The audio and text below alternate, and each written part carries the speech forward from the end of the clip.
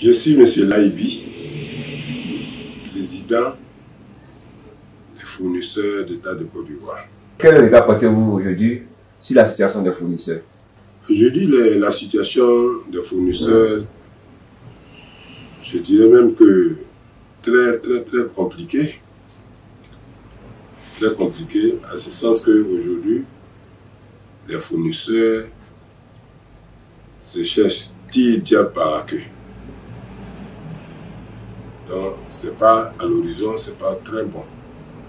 Est-ce que vous pouvez rentrer plus dans les détails? Qu'est-ce qui ne va pas concrètement? Les fournisseurs d'État de Côte d'Ivoire, c'est les pourvoyeurs d'emploi. Et ils ont des difficultés liées au programme d'acquisition du marché. Alors que ceux-là même, c'est que l'État devait appuyer pour absorber, si tu veux, plus ou moins le chômage. Or, ce n'est pas le cas. On nous parle de croissance à 2 chiffres. Croissance à 2 chiffres, ça ne voit pas sur le terrain, d'autant plus que les fournisseurs ont des difficultés sur le terrain. C'est les PME, c'est les plus nombreux de contributeurs d'impôts en Côte d'Ivoire. S'ils ont des problèmes, ça se sent tout de suite sur le terrain. C'est pourquoi, d'ailleurs même aujourd'hui, si tu mets des enquêtes, aujourd'hui en Côte d'Ivoire, la plus basse classe des Ivoiriens ne peut pas rêver avoir au moins 500 francs par jour. Donc, je dirais que c'est compliqué. Bon, vu la situation lamentable des fournisseurs, vous qui êtes le président, quelles sont les actions concrètes que vous menez sur le terrain? Bon, on a plusieurs fois interpellé le gouvernement pour leur dire que ce que le gouvernement doit appuyer pour créer des richesses, c'est les PME. Si les PME ont des problèmes, c'est la pauvreté qui s'installe. Aujourd'hui, tu rentres dans les magasins, les détaillants grognent, les grossistes aussi disent que ça ne marche pas. Pourquoi? Parce que les fournisseurs d'État de Côte d'Ivoire sont combattus par les fonctionnaires, par les petits comptables. On m'a fermé parce que je parle. On m'a fermé. Même depuis l'année a commencé, je n'ai même pas encore eu un seul marché de 1 million. Alors que c'est un droit aussi pour moi d'exercer en Côte d'Ivoire pour avoir le marché et payer les impôts. Donc, je dis que aujourd'hui, c'est les fonctionnaires qui s'enrichissent en lieu et place des hommes d'affaires.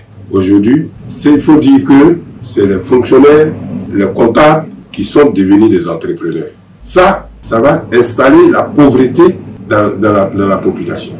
Président, vu la situation que vous avez énumérée, quelles sont les actions concrètes que vous pensez mener sur le terrain?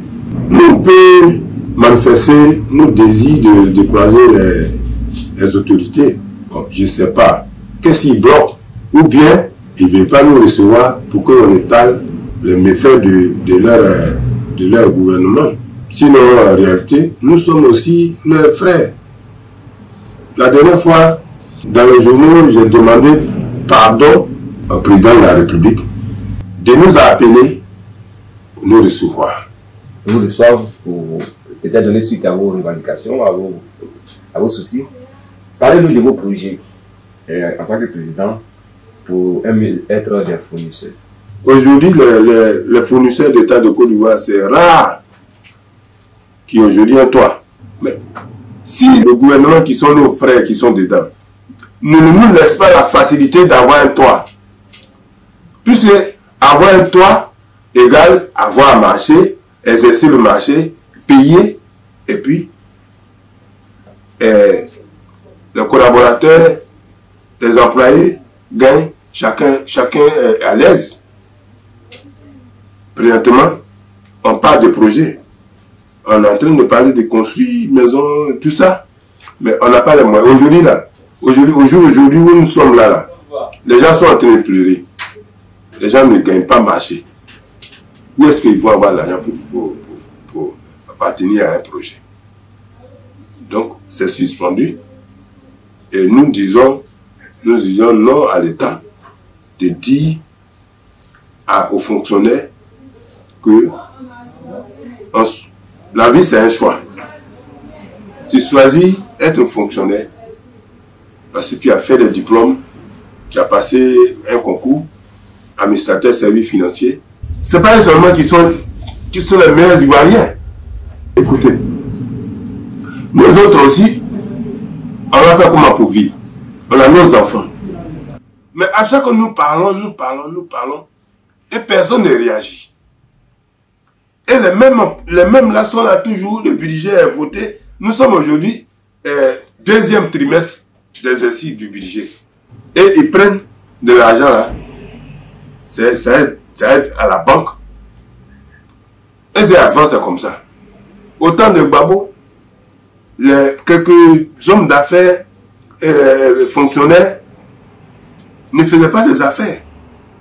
Ce n'était pas trop accentué comme ça. L'argent tournait.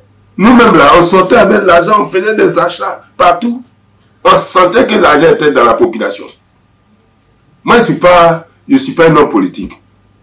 Mais on peut dénoncer les méfaits de Gbagbo. Mais sur ce plan-là seulement, en tout cas, il a injecté l'argent dans la population. Que ce soit Gueye, que ce soit Gbagbo, l'argent était injecté dans la population. Ça dit que c'est le PME là qui distribue l'argent de l'État.